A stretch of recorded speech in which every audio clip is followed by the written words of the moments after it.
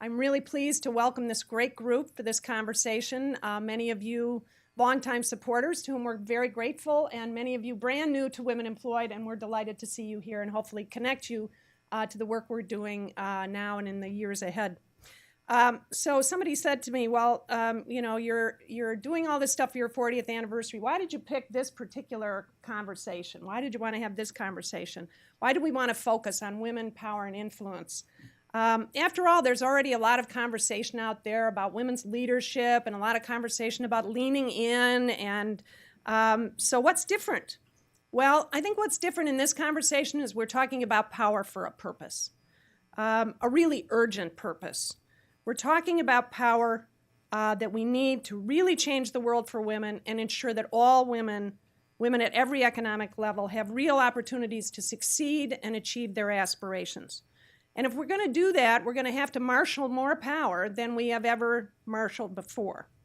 And as we were focusing in on the topic and talking about this on the staff, we learned about Rebecca Sive's book coming out. The timing seemed just about perfect, and we asked if we could launch it in the context of a conversation with other women leaders, and Rebecca agreed, so we were good to go. So that's how this came to be. And as you can imagine, actually, thinking about, you know, having watched the video there, when Women Employed started 40 years ago, the women with power and influence in civic and business life in Chicago probably could have met around this table with all the chairs, but still a single table. Many of them did amazing things for other women, but there were just very few of them. And actually on this subject, I want to note that one of the women who would have been sitting around that table many years ago, one of the true giants in that group actually died over the weekend. And in a way, this gathering, I think, is a very fitting tribute to her. Her name was Ruth Rothstein. She was a huge force for good here as a leader in healthcare and a leader on all things related to women's advancement. She was the CEO of Mount Sinai Hospital and then head of the Cook County Bureau of Health Services, which she really revitalized and laid the groundwork for the tremendous things that are happening there today. She was just a total champion for women, for economic justice. That was really part of totally who she was from the day she stepped into Chicago. And for human rights. And I would say to you, if you are interested in the subject of women, power, and influence beyond even what we're talking about tonight, be sure to read Ruth's obituary in the Tribune or the Sun-Times, because really there are few like her in the pioneer, I would say, space. So as I said, small group in the 70s, but fortunately today it's much, much bigger. So we thought a conversation about how to use and how to build and use that influence strategically could have really important implications for the work ahead to tackle these tough challenges related to women's economic advancement. So to pat ourselves on the back, we actually think we put together pretty much the perfect group for this conversation. Thank you all very much. They have so much experience and perspective to offer on this subject. I'll introduce them briefly because there is information about them in your programs, and then we'll get right to the conversation, and I'm going to do this in alphabetical order for no reason whatsoever, starting with Robin Kelly, who is in the middle, our Congresswoman from the 2nd District of Illinois. Been in office just over a year now, I think. No, I was born in April 11th. Okay. Oh, no, it's 2013. You're right. 3 months. Looking at the wrong date here. Okay, I think it's because I remember you as a state rep, where you did fabulous work on economic development, the minimum wage, consumer issues, and so on, domestic violence, public safety.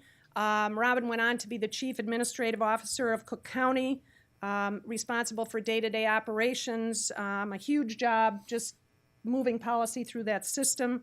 Then the Chief of Staff in the Illinois State Treasurer's Office, and really brought a progressive agenda to that whole arena. She went to Bradley in Peoria, got her PhD in political science from Northern Illinois University. She's on all kinds of boards and commissions. I'm sure she'll touch on some of those things as we go on. But we are just delighted that Robin Kelly is a member of the Illinois Congressional Delegation and a leader in Congress with the women there doing great work. Susan Scherer is the Executive Vice President for Corporate Strategy and Public Affairs at the University of Chicago Medical Center and Senior Advisor to the President of the University. And right before that, she was the Assistant to the President and Chief of Staff to First Lady Michelle Obama, and this is kind of a turnabout, right? Because you hired Michelle Obama for a job at the University of Chicago Medical Center, and then the First Lady turned around and hired Susan. I think there's a kind of really nice symmetry to that. Susan was at the University of Chicago Medical Center before going to Washington, and before that, public service and law at the City of Chicago in the Corporation Counsel's office, and then a partner at Mayer Brown and Platt, where she was one of the first women partners. She's also on a lot of boards that have to do with healthcare and education and the well-being of people in this metropolitan area. She got her law degree from Loyola, and we're delighted to welcome Susan Scherer.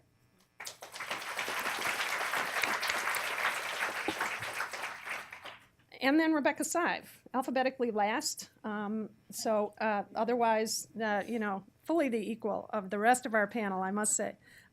Rebecca has played more roles than I have time to relate here. She's been a public official. She's been a leader in a lot of public interest organizations, including NARAL, Pro-Choice America. She's been a trusted advisor to more women leaders than I could name. Rebecca has a very large Rolodex, and the interesting thing about her Rolodex is that she's given advice to practically everybody in the Rolodex, I think, because they've asked for it. She's a great strategist. Put together agendas on women's issues for presidents from Carter to Clinton to Barack Obama.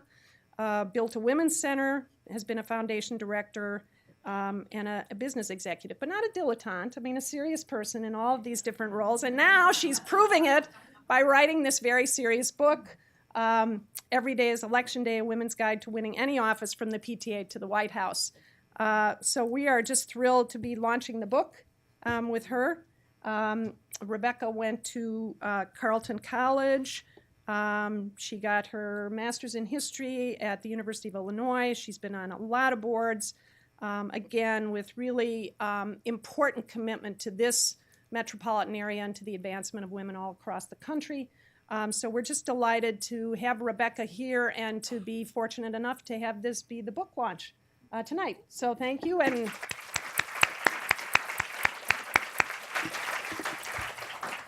we wish you best-selling status any minute. So let that be a hint to you all. Okay, now, let me get to a microphone. And what we're going to do here is we're going to... Yeah, this is working. We're going to talk up here for a while, and then I'm going to move it to questions and comments from all of you. So we will definitely get to that. And let me find my first set of questions. But I remember my first one. What I'm going to do is ask our panelists a question or two that I hope will illuminate their backgrounds a little bit for you beyond what I said and what's in the program book. So I'm going to start with Susan and ask her about a comment that I read in a commencement address that she gave at Loyola University a few years ago at the law school. And she said that, she said, your mother said that you've been downwardly mobile for at least part of your career. So what did she mean? Were you really? Yes.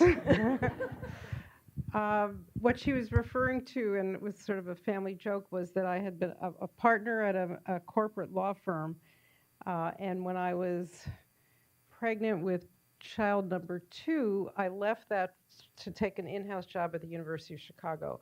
And it was great, but I certainly took a rather large pay cut. And then when Mayor Daley was elected in 1989, I went to work first as the first assistant corporation counsel, and then I was actually the first female corporation counsel in Chicago, which then was a big deal. I'm glad to say it no longer is, but in any event, I took a huge pay cut, and I was trying to explain to her It's a really important job. There are 220 lawyers that work for me, and she just said, we called it my path of downward mobility.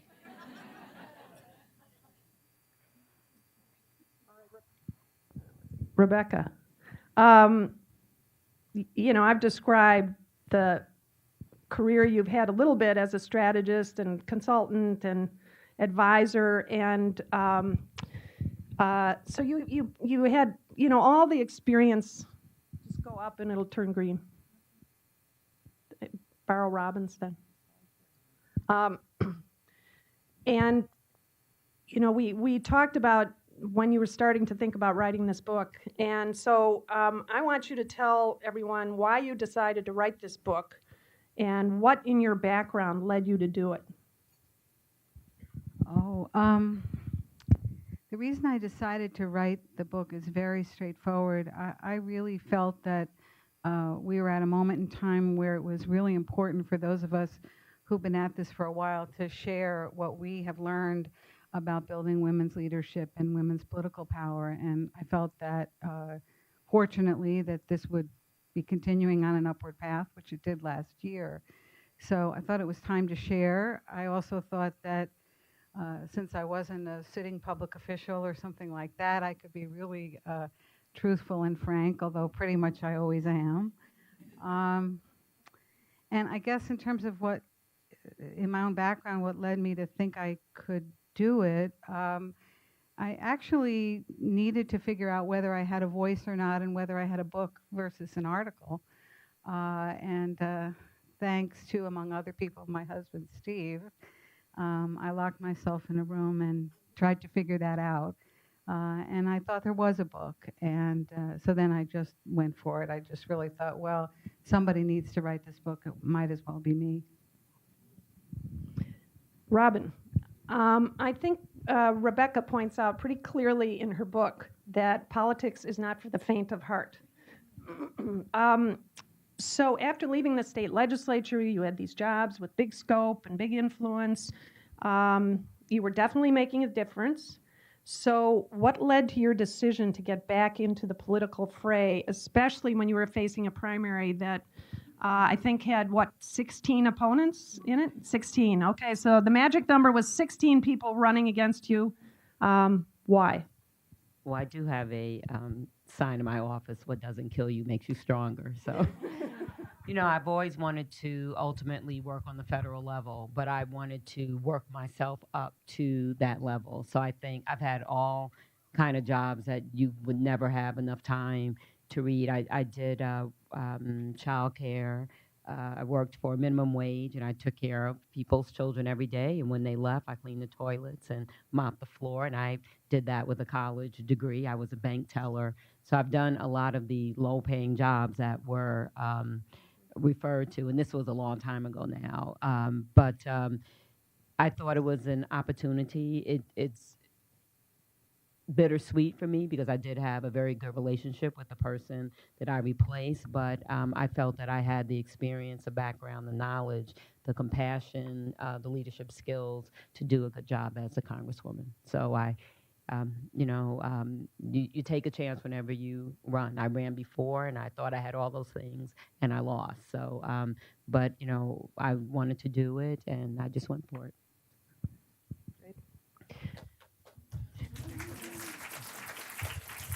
And we're all glad you did.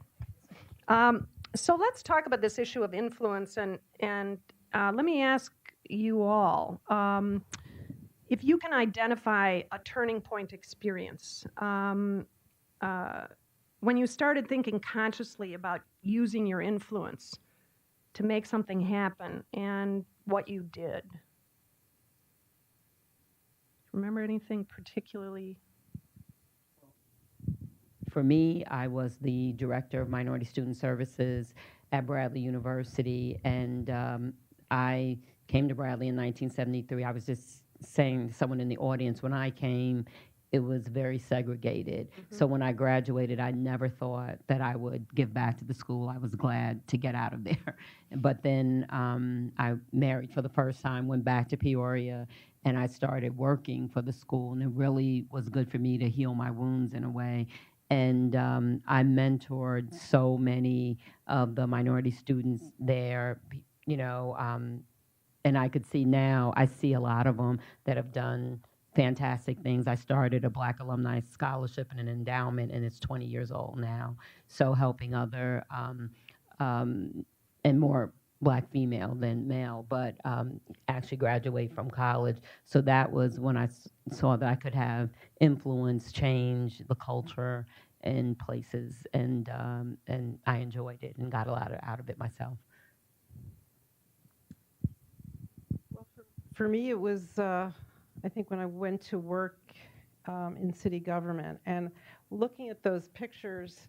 I am a child of the 60s, and I graduated from law school in 1974. So those early days of women employed, I was an associate at a law firm, and the private clubs in Chicago didn't admit women, and there were all kinds of, the women will find the Federal Street entrance more convenient. I mean, it was.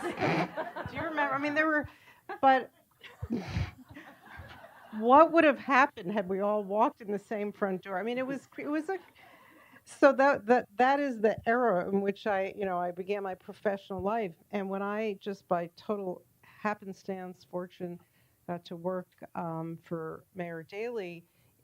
It was eye-opening for me to be that close to a person of great power and influence. And as his chief lawyer, I learned a lot about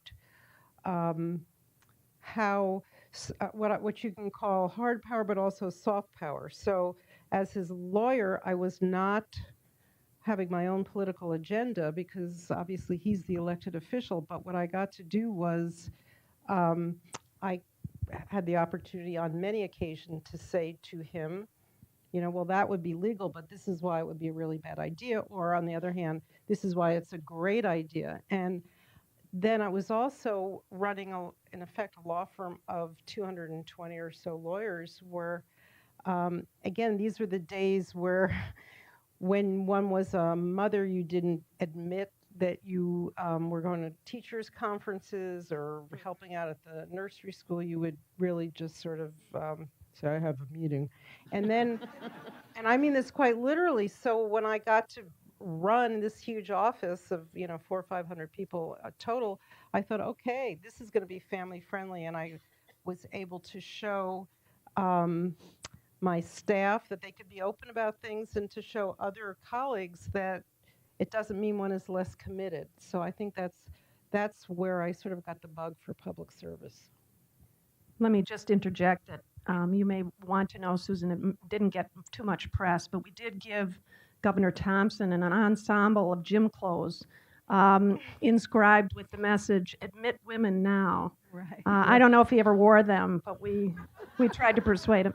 Rebecca? Actually, I'm really glad you mentioned Governor Thompson, because I was exactly thinking about, in response to your question, and also remembering Ruth today. I think that what I realized at a fairly young age was that I wanted to be paid to work on women's causes if I possibly could. But I learned fairly quickly that we had to move into the political arena. And so I guess what I would say is that I really learned from watching that we could have influence and power if we really asserted our agenda. And there's just a few examples of people I want to remember here today, because there were women who came before us in Chicago who really showed the way. In addition to Ruth, Addie Wyatt, some of you will remember Alana Rovner, who really advised Governor Thompson and I think helped him see the light on various issues. There's Maria Cerda, another woman who really pushed forward in the 70s. So I think my feeling is that it was evident to me that there was a role to play, and however long it took, we could be influential because we were really pursuing equality for women, and how could anyone deny us that and say no at the end of the day? So let's, pursue this topic of influence a little further in terms of sort of the personal characteristics or the personal qualities you have to think about, or, I'm talking about strategies that you may have used for maximizing your influence. I think Susan touched on one, the difference between the soft power and the influencing versus the being out front. But what strategies have you been thinking about in terms of maximizing influence, given that I think women have been socialized over time to be self-effacing, for one thing, and humble in not the best way, and also to believe, I think, and we noticed this a lot through the early years of Women Employed, this belief that hard work would be recognized and that you just had to work hard and someday someone would tap you on the shoulder and promote you. So given that that's our sort of socialized history, what are you going to say about strategies for maximizing influence now? Anne, if I may, just to lead off here, because I interviewed about 30 women for my book, and they were from, as I put it, I think in the introduction, from Mississippi to Manhattan.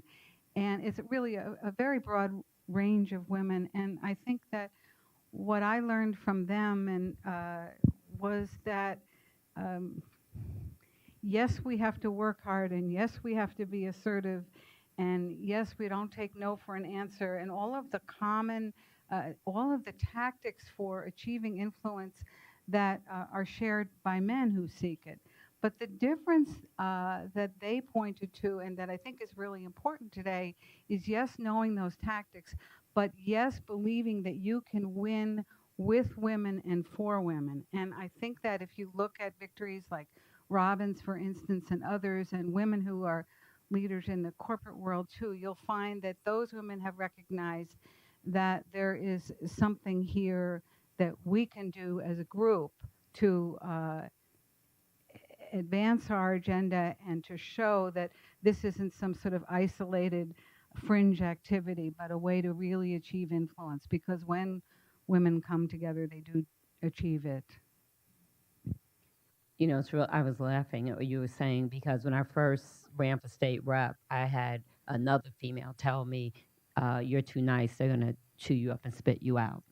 And actually, it was 5 men that asked me to run, and we've talked about why women don't run because they're not asked, and we're not as confident, and we have to have everything lined up where men will just jump right in and run. But I'm just the same person. I've never changed, and I just feel like my ability to build relationships, and I will always remember when I was in the State House when I had a bill and some of the Republicans came to me and said, "Well, we're kind of iffy about what you want to do, but we trust you." And because of the relationship that I built with them on both sides of the aisle, then they voted for the bill. Now, I'm not going to say that's as successful in D.C. because it is not, but it's a little more partisan. But right, but I really think like building relationships, getting to know people, and I will say, in D.C. and in the Illinois House, the women work together. It sounds trivial, but in D.C. we have a softball team, and it's the members against the media, and it's Democrat, Republican, Senate, House. The men, it's Democrats against Republican. But now I know that I can go over and, I've met Republican women because it's really hard to meet, 434 people. I still don't know everyone's name, but now I know I can go over. We've had conversations together, and I can speak with them about bills that I want to pass. There's nothing against men, but there's just something special about what women can do together. And in the Illinois House, women have achieved more together in passing bills about women and childcare and children and those kind of things. So for me, it's always been building relationships and giving people the benefit of the doubt. But I get that all the time. "Oh, you're too nice. You're too nice. You weren't mean enough in the debate. You didn't do that." But I'd still stay myself. I completely agree with Robin's point about building relationships, and I think that there is no question that in general women are more collaborative and good negotiators, mediators, and often are better at building relationships. But I'm going to make a little bit of a different point. I'm going to overstate it because I think it's such an issue for women.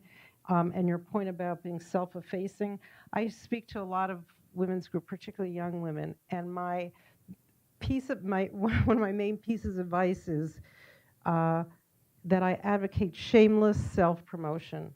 And the reason I do that is I'm overstating it, but I think I'm as much of a victim as this is something I still struggle with, and I think a lot of women do, which is to say, you again, as you said, you think you'll do great work and it will be recognized. Well, it just isn't true. And one of the things that actually Sheryl Sandberg talks about in her book is that men think when they're successful, it's because of themselves, and women think it's, well, I had a great team, we collaborated, etc. So particularly for the younger women in this room, I think you, without taking away from anything anyone else does or accomplishes, I think it's important for you to take credit for what you do in a way that is natural to you. And I think there is no question that, you know, when others are making decisions about your career, there is no question that that will be helpful. And if I can just add on to that, which I do agree with you, but it's still hard for me to do. But I met with a group of women that were deciding whether they were going to support me. So they said, okay, let's hear your spiel. So I, started. They were like, we don't have time to hear all that. Just, we're busy, and just tell us what you did real quick, what you want to do, or what you're doing now, and what do you want to do. And it was really funny that I'm sure I was, nervous, but I could not think of one thing that I did. And so I went back. That's a great way to start off, right? But I went back to the person that's been with me the longest. When she was my scheduler when I ran for state rep and is with me today. And I called her up. I said, what have I done? I can't really think of. And then she just started, because she's a great writer. She's done my resume. She just started naming the bills, and you did this, and you're on this. And I said, oh, yeah. So when I went back to the group, So you had self-promotion therapy. right, Okay. and then they said to me later that I teased one because she was really hard on me, and then but I thanked her for bringing it out of me, and now we're friends and everything. But it was a group, I will add, that Cheryl Whitaker put together. So I said thanks a lot. But but they helped me so much, and they're with me. They're the really the wind beneath my wings, and they helped me so much. And I just saw a lot of them last weekend, and they said, oh, you've improved so much.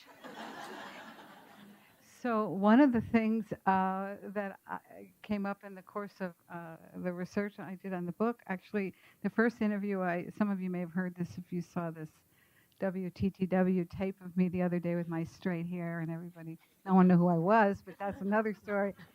But I mentioned this on the tape. The first interview I did was with Judge Rovner, and when I asked her how she had prevailed, she said raw, pure desire. And I thought that was really, really important because so many women, number one, are afraid to acknowledge they have it. Raw, pure desire for wanting influence, wanting power, and wanting to make a contribution for the sake of making the contribution, but also to be noted for it. And she wasn't afraid to say it. And when I went through the process of going back to people and checking the quotes and all that, Rebecca, that's what I think. That is true. Tell your readers to remember this. Well, let's stick with the subject of younger women for a minute, and let me get your observations about what you think younger women can be doing to build influence. Is there something that you think is going to be different about their paths to leadership than what the paths have been in the past? What's your sort of thought on younger women? We have women who are kind of pretty much at the beginning of their careers, some of them here today, and let's talk to them for a minute. I don't know, maybe I might be wrong. I don't know, because I don't know every single field, but maybe younger women won't be the first so much. Like I could, almost every job I had, I was the first. I'm the first female to represent the 2nd Congressional District. And I was the first African-American chief of staff for any constitutional officer, so I was the first in many ways. And I'm hoping that, you know, we've broken some of the ceiling, not all of it. You know, when we have a female at 1,600, that'll help. You know, but but so I think that part, and I'm hoping, I have a son and a daughter. My son's 29 and my daughter's 31, and my son cooks as good, if not better. He does, you know, so just those things, how very different than, well, my brother was pretty liberated, but my mother was a feminist before her time, but my father was a male chauvinist pig. But you know, like he used to say, I'm going to make you a good wife for some man, and I said, you know, household technician's not on my birth certificate, you know, but my son is much more open-minded, and you know, doesn't expect things that you know, my father expected. So hopefully things have changed in that way, but there's still a lot of professions. I'm on science, space, and technology, and what we're really pushing for is STEM education, more women, more minorities, because it's dreadful, frankly. Yeah. So, but I'm hoping that younger women aren't the first. I just hope they go further. I would say, I've sort of, about younger women, I hope that they understand that the route to power and influence is not a route you take alone. There's a lot I've read lately, and you see it. There was something in the Times recently about these young women who are focused on their careers and focused on advancing to high-level positions and thinking that they can do it alone. And I don't think that that's true. I think that they need to understand, as we understood, that there's strength in numbers. There's strength in numbers of people saying that women have the right to assert themselves and be in a public place. And I guess I would hazard saying lean in and push back with other women. And I think absent that, the rate of progress will be probably as slow as it's been to date, and that means parity or anything approaching it is hundreds of years off, which is a dismal prospect. Let's talk about the whole issue of, you know, the core of Women Employed's work, women's economic advancement. I think our sense is often that women's issues, whether they're economic or anything else, unless they're in the headlines like reproductive choices right now because there's so much crazy stuff going on.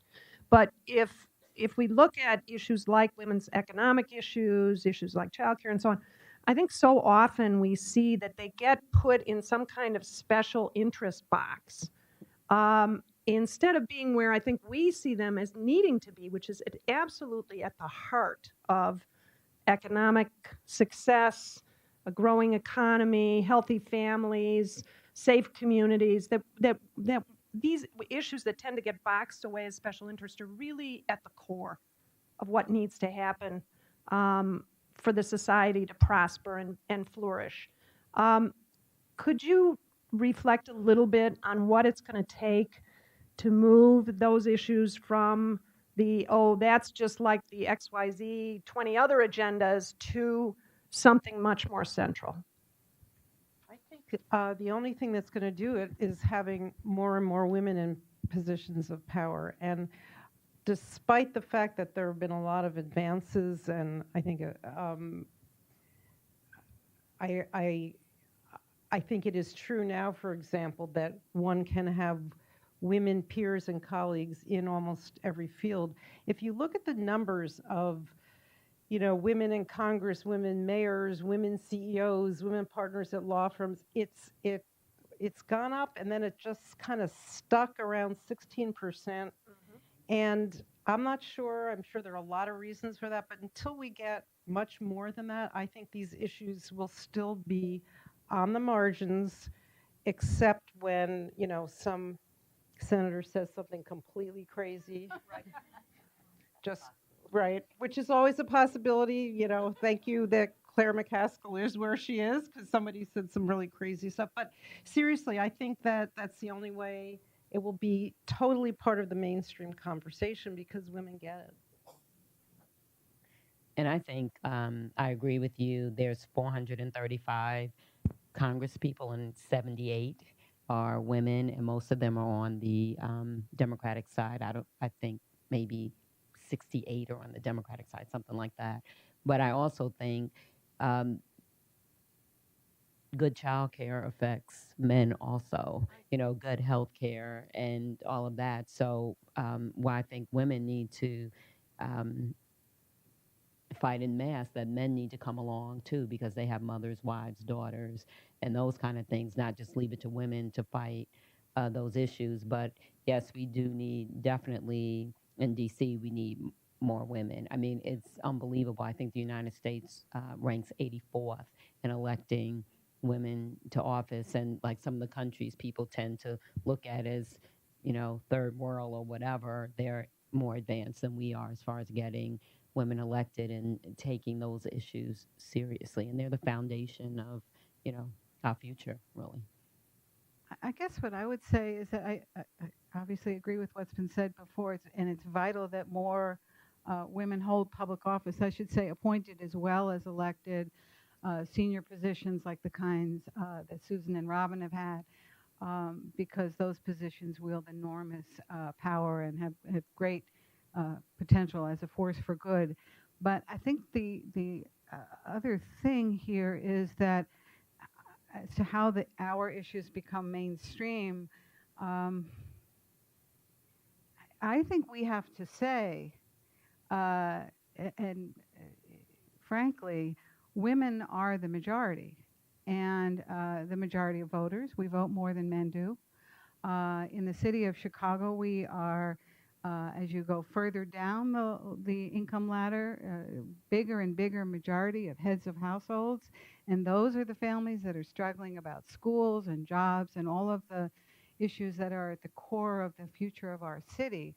So my hope is that as more women come into the business world and in the professions, that they will understand that uniting with those of us who are unabashed advocates will benefit them and their families, as well as benefit people who are poor and they've never met them or something like that.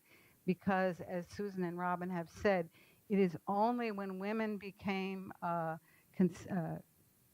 considerable number in legislatures that any kind of laws were passed of the kind that Women Employed has been pushing for the last 40 years. So we must go further in that direction. Otherwise, the issues will remain at the margins. Well, let's talk for just, I want to get to questions from the audience, but I want to ask, Rebecca, I want to ask you if anything surprised you when you were doing the interviews. Because that's just the question I have. So before I turn it over, did anything surprise you? I can get really corny about that. I have to tell you that I worked, I did a lot of research. I talked to a lot of people, including a number of people here this evening, about who to interview and how to make sure that I had a range of people in the book, and making the case that every public position is an important one. And I guess kind of what surprised me, which probably shouldn't have, was the power of the dream that each of those women had, accompanied with the grit to achieve it. And I think that if I had any message about what those women were trying to tell me, that's really it. That, it's 90% perspiration or whatever that expression is. But they all had a dream. And I will just tell you one story about this, because I think it relates to so many Chicagoans. There are 4 women in the book who are from Mississippi, and that has to do with the fact that Mississippi has more African American public officials than any other state. Many of them are women. One of them is now 39 years old. She grew up chopping cotton, going to an outhouse outside of Clarksville, Mississippi. She's 39 years old. Her dad lives here. Her mom lives in Mississippi. And I look at Gwen Page, and I just get chills. And I think if Gwen Page can do this, if Gwen Page can have the fortitude to get a bachelor's degree, to get a master's degree, to get a PhD, to move around her state, to be a superintendent of schools in a very difficult part of the state, then, you know, the rest of us can do what we need to do too. So I guess that's it wasn't a surprise, but it was so overpoweringly wonderful. In that sense, it was a surprise. Great. And then I have one question I want to ask you, Susan. I think probably of our panelists, you may have spent the most time in the not-for-profit corporate world, but nonetheless a business in its way. And if you had any thoughts or reflections on, obviously we've got a lot to say about the challenges of political life, but you've most recently had stints in both camps, in public service and in a more corporate environment. And can you say anything about that corporate environment? A lot of women here, I think, are seeing their careers in the business world. What about the utilization of power and influence when sitting inside that kind of an institution? You know, I think that's a great question, and I think first of all, I will say that you should all read Rebecca's book, because there's a lot of very practical advice that is helpful regardless of what field you're in. Having said that, I think if you're in corporate world, there's sort of less margin. It's a more homogeneous environment, I guess is the only way I can say it. And no matter what, whether it's a not-for-profit or if it's a Fortune 500 company, I think that women being direct is not always appreciated. In fact, I'm trying to be careful here, because one of Rebecca's pieces of advice, which I agree with heartily, is everything's always on the record. So, I mean, I'm going to keep this on the record. So, and what I mean is that, you know what, I'll talk about Sheryl Sandberg's book just one more time in Lean In, because she talks about how does a woman ask for a raise? Mm-hmm. Something that hopefully you all experience and don't, avoid it. And she even has advice like you should smile and be non-threatening and stuff. And at first I was offended by it. And then I thought, no, she knows exactly, if you have a goal, and the goal may be for yourself or it may be for a really important idea, you have to think about the receiver of that information. Put yourself in that person's shoes. So this is true, I think, whether you're in politics. I'm sure Robin deals with this all the time. But also if you're in the corporate world where you have, let's just say, a male CEO, and you have to figure out what is most effective. And I think you have to be pretty flexible about it. And you can't always just, the shortest distance between 2 points is not always a straight line. And I'll stop there. Well, I think we know that too, that there are lots of nuances, even, when you have the freedom in some respects that advocates do. People who, are fortunate enough to be advocates for a living. In the end, we're all in the persuasion business. And sometimes that persuasion takes a more direct form when we're really lobbying or making a point. And other times it's, I think, back to what Robin said and what Rebecca says also very forcefully in the book, that it's about relationships and building them and then figuring out how you use them. So I think in all this conversation, we come back to things that I think everybody will see in black and white in the book. All right. So now I'm going to do what I said I was going to do, and I'm going to move to the podium so I can see you, and we're going to take questions from the audience.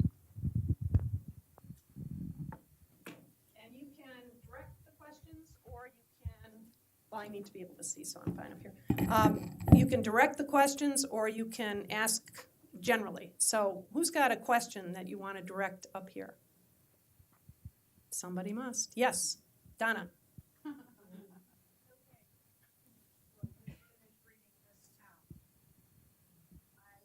people hear her? Do you need to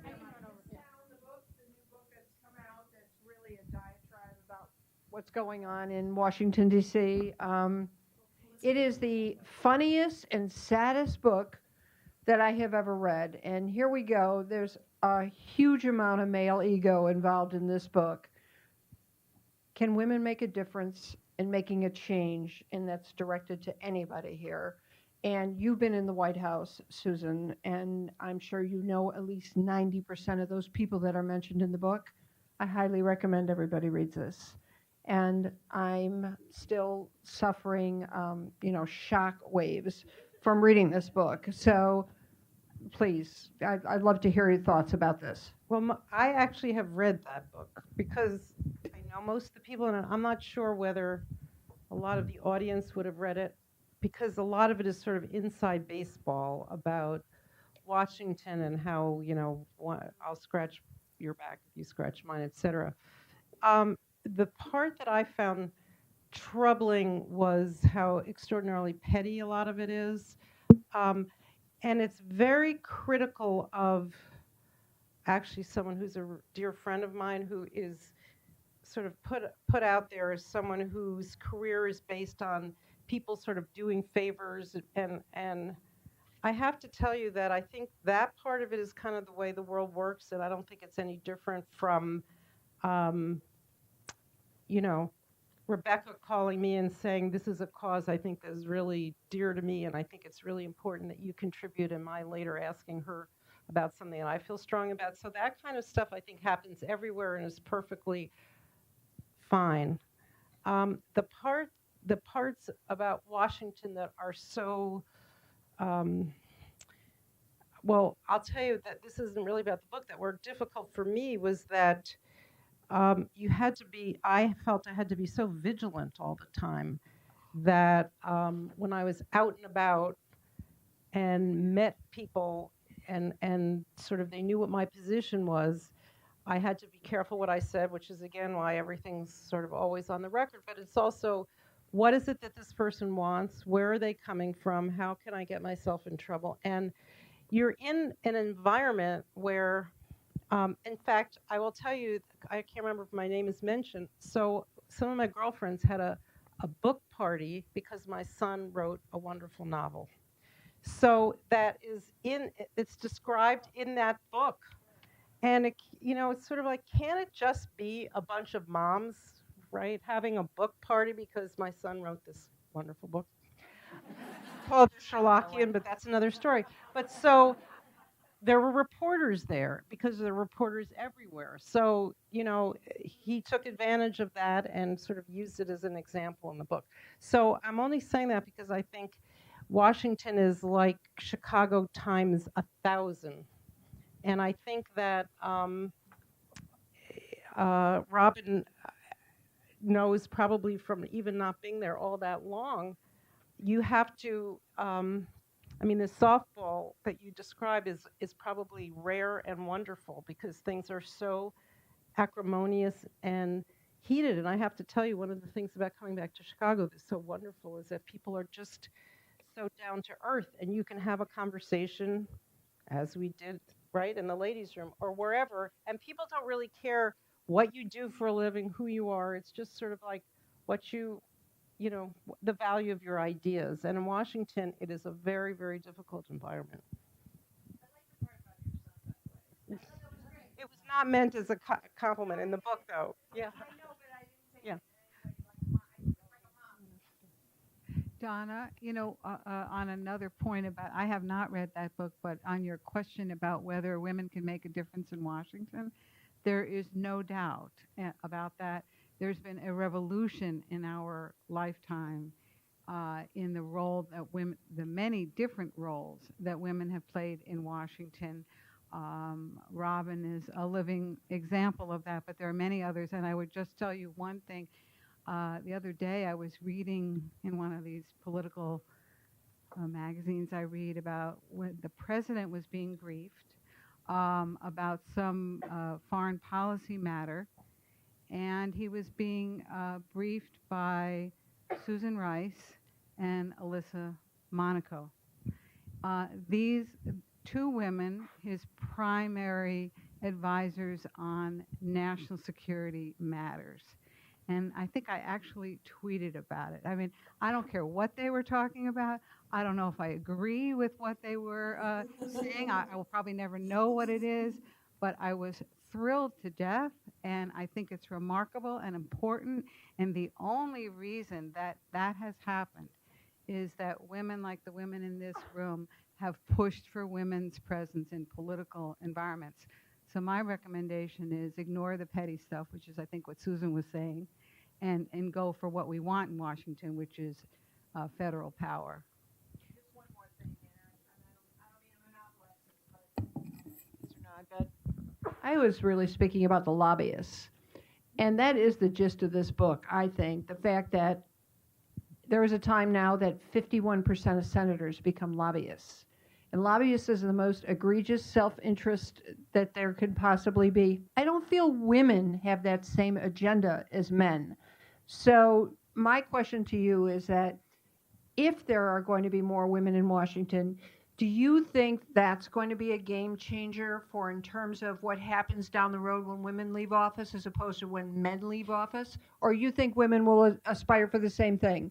They'll want to have that, make $1 million a year being a lobbyist and whatever? Well, there's, I mean, no, but I mean, there's, depending on what the issue is, there are women lobbyists too. I'm not saying they started off as elected, but when I think of Walgreens and AT&T and Exelon, the people I just met with in D.C., they're all women, and I think also, I'm trying to think of a good way to say this, but if a female did become a lobbyist and make $1 million, what's wrong with that? I mean, and I mean it in the way that men have done it, forever, and women do a great job, and like I said, in these other industries. So, but you're saying that you feel like because they were senators or congresspeople, they're using that influence. Well, I will tell you, for me, and you can ask whoever lobbyist from Illinois, whatever.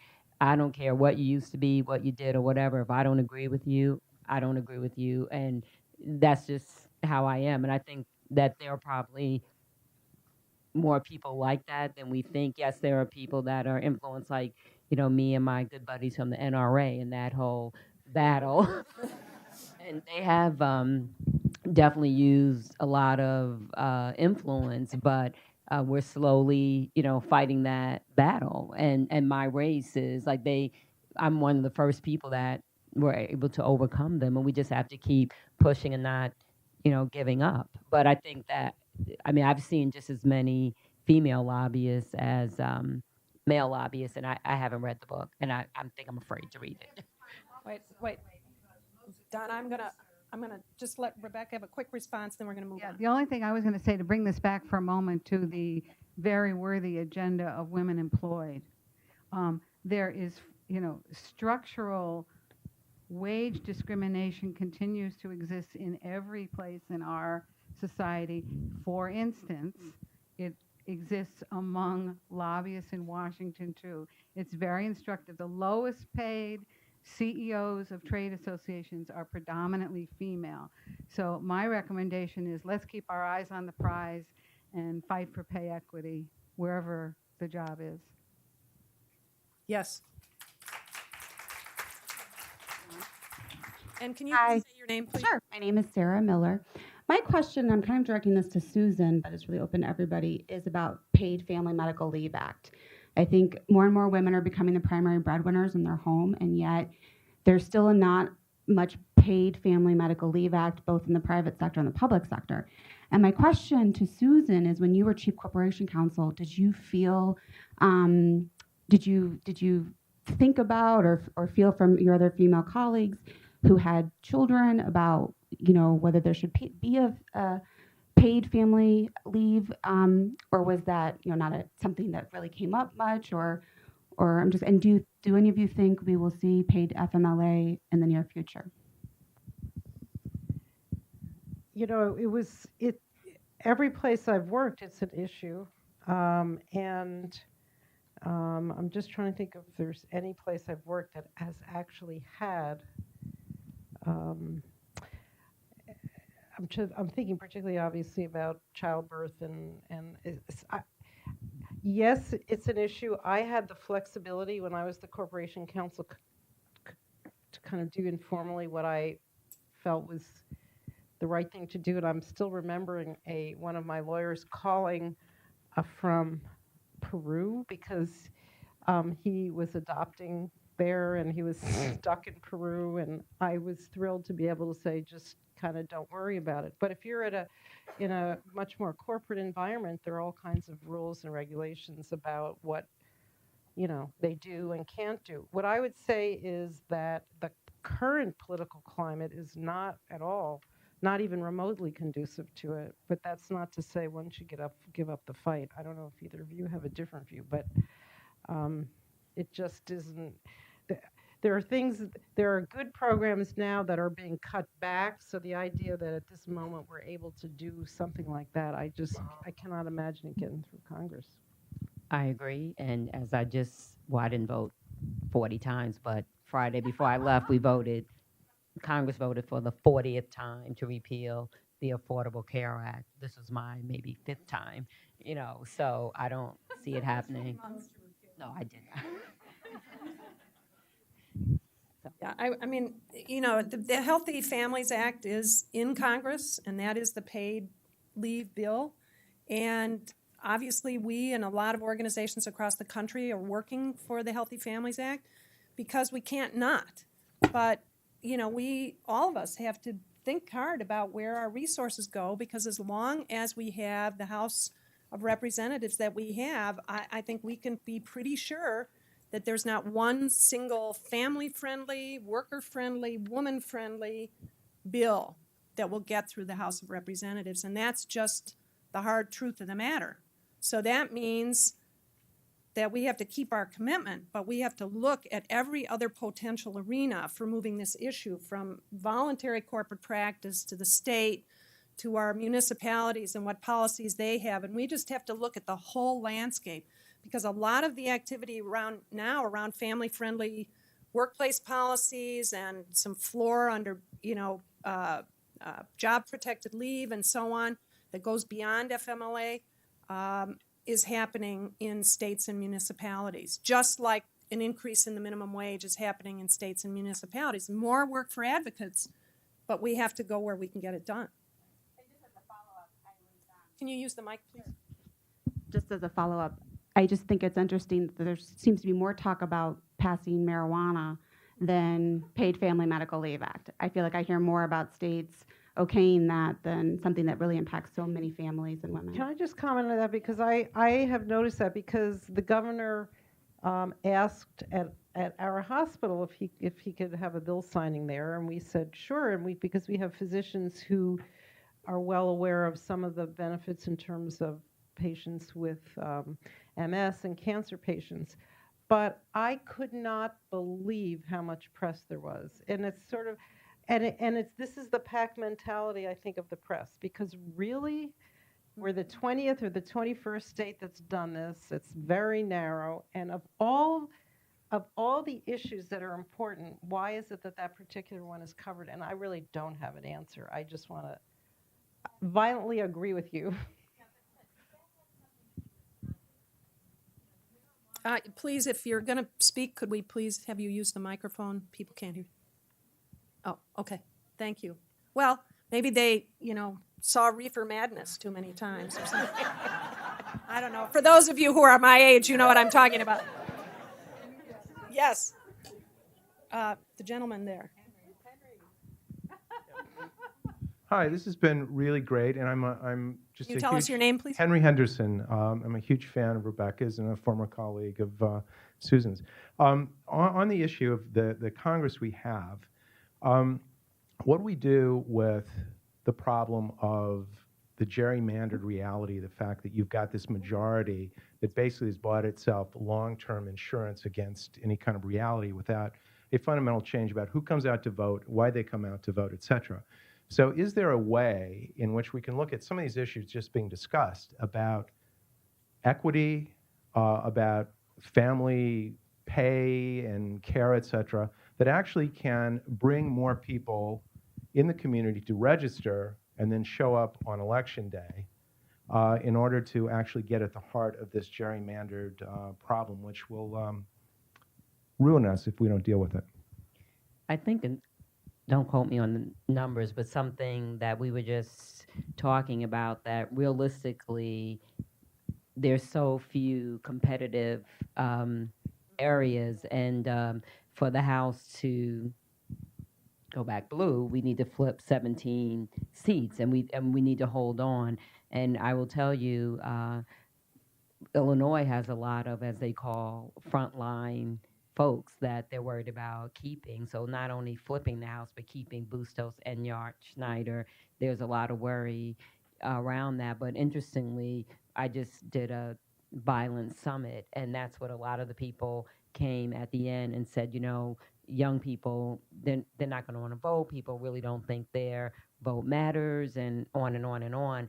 And what I said to them, which I say to everyone, I know we are concerned about the president and Congress, but we need to be concerned on a local level, because, you know, the whole Trayvon Martin issue came up when we were speaking to the folks, and it was local folks that put that in place. And that's the thing we really need to help people realize: your vote in every election, in every race, really matters. I live in the suburbs, and the school board is so important in the suburbs. I mean, that it was such a fiasco in the last election, and the fighting and those kind of things. But I think we need to give people examples, not only register people to vote, but give them examples of what happens when you don't vote. And some of the races are so close. I mean, even look at Governor Quinn. He won by, what, 19,000 votes. Kurt Dillard lost to Brady, you know, by, it was so few votes. Yeah, I mean, so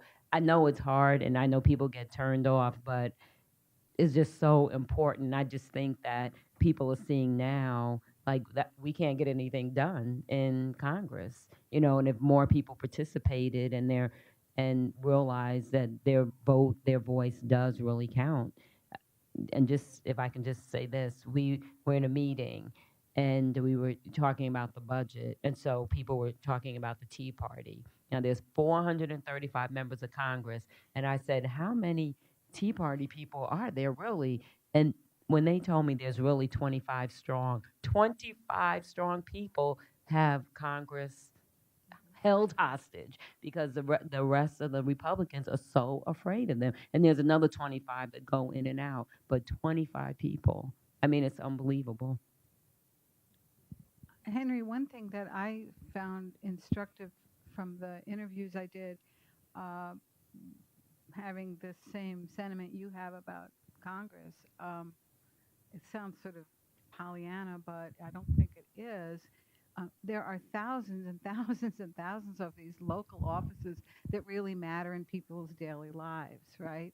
And so I think that one thing we can do as people who care about progressive issues or equity for women is really advocate for people to pursue those positions, because it's kind of amazing what the range of policy can be if those entities decide to really look at their mandate broadly. That's not a solution to the problem in Congress, but it is a way of pushing more, and Anne was also making this point earlier. And then perhaps if there's enough of it, then this sort of momentum builds, and in communities for, gee whiz, we really do have a do-nothing congressperson, and we really are going to mount some strong opposition, and someone like Sherry Bustos can win when no one thought she could at the outset. Also, the other thing, I think that we need to stop voting for, I don't care if they're a female, I don't care if they're African American, whatever, Irish, whatever it is. We need to stop voting for the same people if we want something to be different. And I know you're laughing at me, but I mean, that's the thing that happens too. We keep putting, when I ran for state rep, I beat a 10-year incumbent. And you know, I mean, any race I run, no one ever thought I was going to win, including this one, you know, but I beat a 10-year incumbent. He had more money. You know, he had the party behind him. I've never really had the party behind me. Rebecca knows that story from when I ran for treasurer, but people kept voting for him over and over and over. And I think sometimes that people don't step up to run because they don't think they're going to make it, because they don't have the party. Well, I'm here to tell you, you can do it. You need good people around you, and really grassroots does matter. That's how, I've made it. But we also need to, I know we're talking about getting more women in office, but I don't want Sarah Palin. We don't want any woman in office. We need to, be discriminating in who we send to office. And I mean, we need to give people a chance. Like I just got in, petitions come out September 3rd. I have to start running again. I'm hoping, I'm praying, that people give me a fair shot. But also, I mean, how after 6 years, 10 years, and you're still voting for the same person and you feel like nothing's getting done. I mean, we need to look at, even the voters need to look at themselves too. Yes. Who's somebody back there? Oh, wait, I think, yes. Kelly? Good evening, everybody. My name is Kelly Fair, and I just wanted to almost kind of support or echo the sentiments about thinking not just from a top-down approach as far as women power and influence, but really thinking about a bottom up. Bottom up. And I'm passionate about that in so many ways because I'm really passionate about mentorship and mentioned earlier the importance of the connection between the generations and connecting with young women. I'm here today and I know about Women Employed because my mentor was a contractor that had worked with Ann years ago, and it wasn't even a big deal. She had just mentioned to me this great organization named Women Employed, and when she passed away, her daughter sent me an invitation to the working lunch. I came, and there was Ann standing at the Hilton, and so my relationship with Women Employed has been for 7 years. That was somebody who reached down from the bottom and told me how important it was that I have a voice in these issues. We talk about low-wage working women. I've been on the Advocacy Council, and sometimes we think about it as some separate group of women who are over there. But as an entrepreneur who started on nonprofit, I'm a low-wage working woman, straight up. It's the honest to God truth. And as I do what I do, working with girls and working with communities throughout the South Side and the West Sides of Chicago, we're dealing with generations of kids who don't even know who Harold Washington is, let alone do they really have a sense of how do you utilize and why is it important to know who your alderwoman is? Why is it important and what can I get from Robin Kelly if I had a meeting from her? As I'm living my day-to-day life, why is it important to have that relationship? I think it's important, and I've been saying this in a lot of women's groups that I participate in. We cannot forget about the power and influence regular, everyday people have because they do vote. I can tell you, when I tweet about Beyonce or something I saw on a reality TV show, I get so many retweets. People like my stuff on Facebook. When I talk about women's, equal pay, when I'm talking about these issues and I'm here at Women Employed, 2 or 3 people like it. It's not just the women and the girls that I serve in underserved communities. These are educated women, and they don't get it. So I think it's so important as we're thinking about these solutions and we're talking about women and power and influence. And I get it. Y'all been doing this for 30 or 40 years. But how do you use me? You know what I mean? Because that's what I'm here for. How do you use me to get to all these other people to help enhance more of these regular, everyday people to understand the power and the influence that they have? It's just something that has just been on my heart and it's been on my mind for so long. And I think a lot of times we miss it. And I just think it's really important that we acknowledge that. And let's do the behind the scenes work to figure out how do we impact this 1 or 2. She mentioned the 25 of the Tea Party who have all that influence.